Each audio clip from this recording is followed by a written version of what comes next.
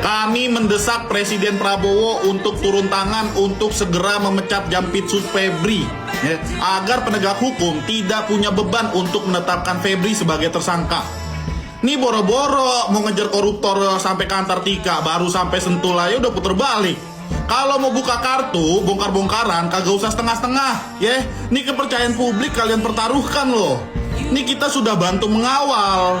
Gimana ini? Nih selama ini kita cuma disuguhin drama murahan doang, Selama ini barang bukti udah jelas, udah ada, lihat terang benderang, emas berkilo-kilo, dolar bertumpuk-tumpuk, tapi kagak ada tersangkanya. Ini serius gak sih mau bongkar korupsi? Cacing-cacing, naga-naga. Kalau mau gas kalian, jangan setengah-setengah. Presiden Prabowo meminta Febri Adriansyah untuk mundur dari jabatannya. Luar biasa. Ini adalah keputusan hebat pemberani yang diambil oleh Bapak Presiden Prabowo. Salam hormat untuk Bapak Presiden. Luar biasa. Presiden Prabowo meminta Febri Adriansyah untuk mundur dari jabatannya. Ini adalah salah satu kebijakan yang sensasional dan penuh keberanian dari Bapak Presiden Prabowo. Salam hormat untuk Bapak Presiden. Guntur Romli PDIP mengkritik para TNI yang menjaga rumah Febri Adriansyah, dan Presiden Prabowo diminta turun tangan. Untuk Pak Febri, tolong keluar Pak. Jelaskan kepada kami para rakyat, apakah kabar yang viral ini benar atau tidak. Kalau benar Bapak harus bertanggung jawab, kalau tidak maka buktikan di pengadilan.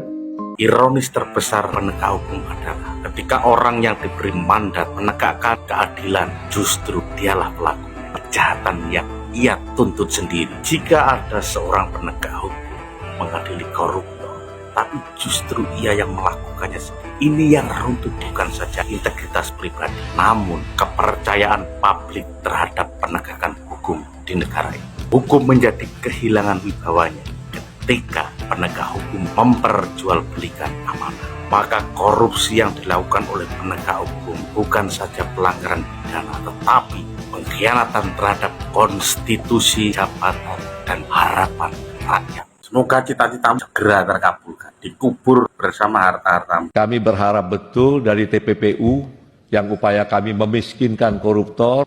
Ancen bedes kiri kadal kalau jengking nogo kabeh korupsi iki, terus sapa sing gak korupsi? Terus wis korupsi kabeh ini kate nglapor sapa? Sapa sing kate nangkep? Sapa sing kate ngadili? Lah wong kenekan iki ya korupsi kok. Iki negara apa jane? Terus iki kate lapor sapa? Mau buat apa? Mau buat ngubur kamu? Mau dikubur dengan uang, dengan emas? Rakyat melarat, miskin, banyak yang nggak punya uang, kok bisanya kamu pejabat ini malah mengumpulkan uang segitu banyaknya? Semua kamu korupsi itu.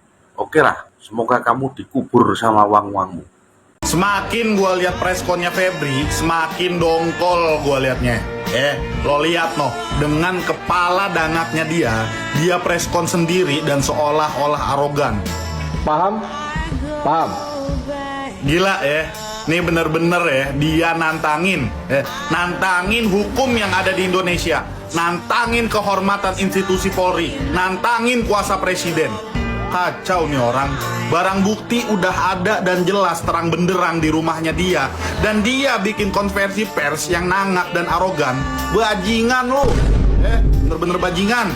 Beraninya lo nantangin presiden. Lo lihat nih, nanti kearoganan lo bakal jungkir balik. Bangsat lo. Aparat penegak hukum kini menyelidiki sesama aparat penegak hukum. Kalau ini benar menjadi pintu masuk membongkar mafia hukum, tentu publik akan mendukung.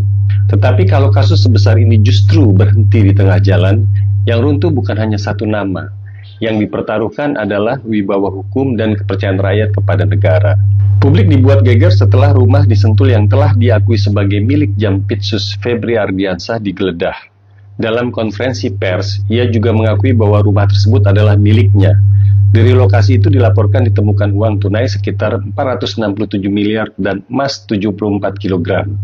Yang membuat publik semakin bertanya-tanya, Jampitsus menyatakan sesuai instruksi tetap fokus tuntaskan korupsi Badan Gizi Nasional. Sementara beredar surat Kapolda Jateng larangan bagi pengurus SPPG memenuhi panggilan Kejari. Kini publik dipertontonkan drama kejaksaan versus Polri terkait dugaan korupsi. Rangkaian peristiwa ini justru memunculkan semakin banyak tanda tanya. Sehari sebelumnya muncul pula kabar mengenai dugaan personel TNI mendatangi Polda Metro Jaya yang kemudian dibantah oleh Kapus Pen TNI.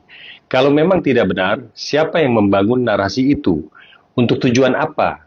Dan siapa yang harus bertanggung jawab atas kegaduhan informasi ini? Dalam dunia intelijen ada satu prinsip, yang paling berbahaya bukan hanya fakta, tetapi persepsi publik terhadap fakta. Fakta penggeledahan diketahui publik. Fakta adanya laporan penemuan uang dan emas dalam jumlah sangat besar juga menjadi perhatian publik. Fakta lainnya, Jampitsus menyatakan akan memberikan penjelasan melalui mekanisme proses hukum. Tetapi di ruang publik, persepsi berkembang jauh lebih cepat daripada proses hukum. Ketika penjelasan belum mampu menjawab seluruh pertanyaan, ruang spekulasi akan semakin besar. Dan ketika spekulasi terus membesar, yang dipertaruhkan bukan hanya nama seseorang. Yang dipertaruhkan adalah kredibilitas seluruh institusi penegak hukum. Dalam ilmu politik ada istilah state capture, yaitu kondisi ketika kelompok berkepentingan memengaruhi hukum, kebijakan, atau institusi negara demi keuntungan tertentu. Bukan berarti Indonesia sudah pasti mengalaminya, tetapi istilah ini menggambarkan ketika independensi lembaga negara sedang diuji secara serius, apakah kasus ini menunjukkan gejala ke arah itu? Jawabannya hanya bisa dibuktikan melalui proses hukum yang transparan, independen, dan tanpa pandang bulu. Pendapat saya, negara hari ini sedang menghadapi ujian besar. Kalau kasus sebesar ini diusut sampai tuntas, publik akan percaya bahwa tidak ada seorang pun yang kebal hukum. Tetapi kalau berhenti di tengah jalan, yang hilang bukan hanya satu perkara. Yang runtuh adalah kepercayaan rakyat terhadap negara. Karena dalam negara hukum, keadilan bukan hanya harus ditegakkan, tetapi juga harus terlihat ditegakkan. Kini banyak pertanyaan publik yang masih menggantung. Apakah penyidikan akan menelusuri seluruh aliran uang? Apakah siapapun yang terlibat akan diproses tanpa melihat jabatan? Atau kasus ini akan berhenti hanya pada satu nama saja? Dan pertanyaan terbesar, dengan adanya laporan penemuan uang dan emas di rumah yang telah diakui kepemilikannya, mengapa hingga kini belum ada penjelasan yang memadai mengenai langkah hukum berikutnya? Saya meyakini satu hal, korupsi dalam skala besar hampir tidak pernah bekerja sendirian. Kasus ini bukan lagi sekedar tentang satu pejabat. Bisa saja penyidik nantinya menemukan keterlibatan pihak lain atau bisa juga tidak. Itu harus dibuktikan melalui proses hukum. Yang pasti, kasus ini adalah ujian bagi supremasi hukum Indonesia. Ini juga menjadi ujian bagi Presiden Prabowo. Apakah negara benar-benar berani membersihkan korupsi sampai ke akar-akarnya, tanpa pandang jabatan dan pandang kekuasaan? Bagaimana menurut kalian? Apakah ini awal pembersihan besar-besaran atau justru awal krisis supremasi hukum? Akui kali ini gue salah prediksi. Kan gue memprediksi bahwa kemungkinan saksi itu ya Jampitsus Febri, ternyata bukan ya.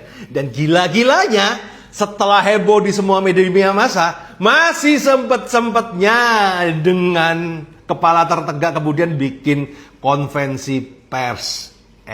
Dan ini mah the setan of next level nih teman-teman. Bener-bener nantangin hukum yang ada di Indonesia, nantangin kehormatan institusi polisi, nantangin kuasanya presiden. Luar biasa. Febri, baru kali ini sepanjang sejarah kita ngeritik ya, ada orang yang udah jelas-jelas ketemu itu duit 700 miliar, kemudian emas 74 kilo, masih merasa nggak salah, kemudian bikin konvensi pers. Oh my God!